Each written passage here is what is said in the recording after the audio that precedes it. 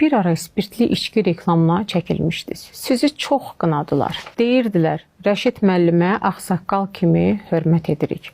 Hər zaman milli dəyərlərdən danışır, gərək bunu etməzdi. Xanım, bu belə olmuyor.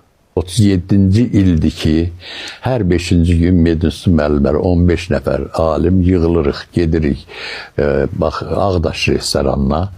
Orada çörək yeyirik, kimin nə problem var, onu həll edirik. Bunlar da içirlər. Mən də içirəm pəncə, yalan danışmıram mən.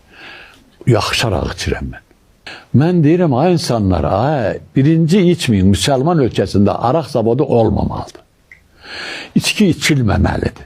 Mən bunların hamısını orada demişəm. Amma içirsinizsə normal araq için. Təxminən bir 45-50% kişilərimiz araq içirlər. Rusdan qalmadı. Bəlkə də çox. Bəlkə də çox. Bəli. Bu Rusdan qalmadı. Kadınlardan da içənlər var valla. İçirsən deyirəm, ay yazıq, ömrünü qısaltma. Yəni yaxşı araq işte.